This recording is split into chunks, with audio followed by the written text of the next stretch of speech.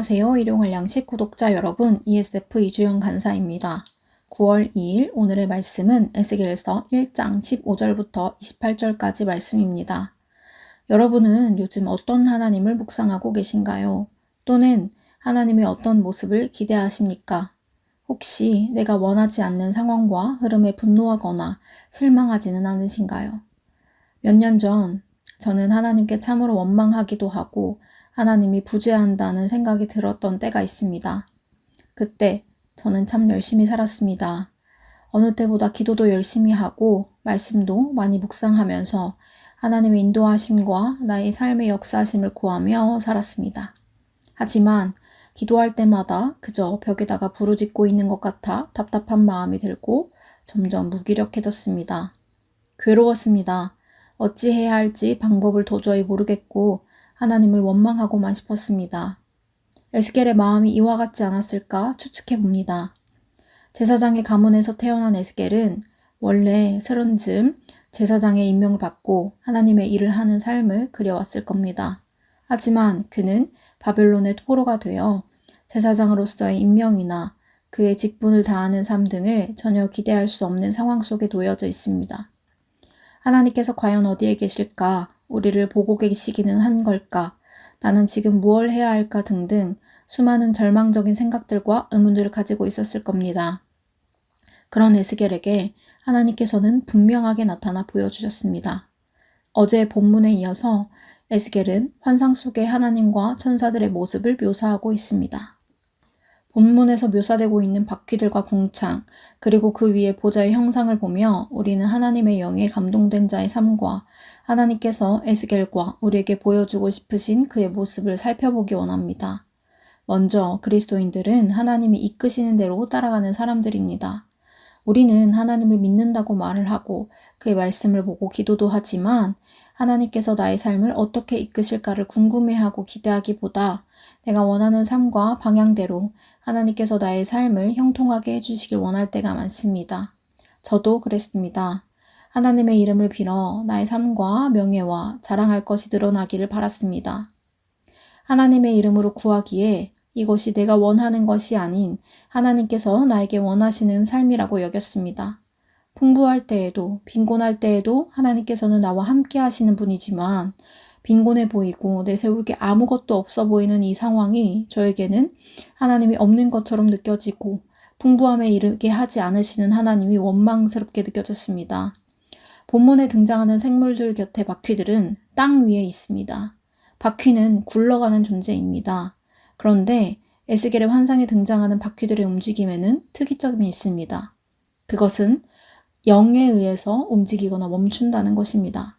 마치 운전대를 잡은 사람이 핸들과 브레이크를 조종하는 것에 따라 바퀴가 서고 가는 것처럼 말입니다. 여기서의 영은 생물들, 즉 하나님의 천사들의 영을 가리키는데 그들은 하나님의 보좌 형상 밑에 있습니다. 이는 하나님의 영이 임한 그의 영에 감동된 천사들의 영을 말합니다. 우리의 삶도 마찬가지일 것입니다. 하나님의 말씀에 감동된 자는 그가 이끄시는 대로 그의 말씀에 따라 가고 설 것입니다. 하나님의 감동으로 살아갈 때 우리는 불안하지 않습니다. 이렇게 해도 될까? 하면 안 될까? 주저함이 없습니다. 그저 말씀하신 대로 그 방향으로 나아가면 됩니다. 17절 말씀처럼 영이 가는 대로 돌이키지 않고 가면 됩니다. 이 외에 다른 성경에 나온 하나님을 보아도 그는 그의 결정을 무르거나 그의 역사하심을 돌이키신 적이 없습니다. 하나님은 신실하신 분입니다. 말씀하신 것은 반드시 이루시는 분이고 말을 바꾸시는 분이 아닙니다. 그렇기에 우리는 하나님을 신뢰하고 담대하게 살아갈 수 있습니다. 또한 하나님의 감동으로 살아갈 때 내 생각을 뛰어넘는 하나님의 은혜를 경험할 수 있습니다. 우리의 생각이 평면적이라면 하나님의 역사하심은 입체적입니다. 우리는 눈에 보이는 것과 인간적으로 가능해 보이는 평면적인 좌표에 그려지는 것만을 예상하고 기대합니다. 하지만 평면의 좌표에는 하나님의 입체적인 모습을 결코 담을 수가 없습니다. 20절과 21절에서 바퀴는 서기도 하고 이곳저곳으로 가기도 하지만 땅 위에서 들리기도 합니다. 땅 위에 바퀴가 있다고 했을 때 그 누가 바퀴가 저절로 들리고 날 수 있다고 생각할 수 있을까요? 그것이 날개가 달리거나 열기구와 같은 장치에 매달리지 않는 이상 우리는 동서남북으로 그저 굴러가는 방향이 어디일지를 열심히 관찰하고 추측하며 조마조마할 것입니다. 내가 원하는 방향으로 굴러가기를 바랍니다. 하지만 하나님의 영에 붙들린 자라면 그것이 가능합니다. 때로는 설 때도 있고 굴러갈 때도 있고 때로는 바퀴가 들려서 무엇인가를 뛰어넘기도 할 것입니다. 일용할 양식 구독자 여러분, 오늘 하루를 시작하며 나의 영이 어디를 향하고 있는지 돌아봅시다. 또 내가 하나님께 무엇을 구하고 원하고 있는지 질문해 봅시다.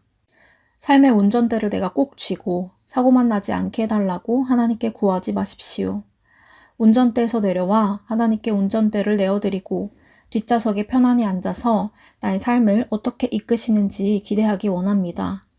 하나님의 주저하지 않는 담대하고 시원시원한 운전 실력에 감탄하기도 하고 때로는 굴러가기만 하기보다 바퀴가 들려 날아오르는 은혜를 체험하시기 바랍니다.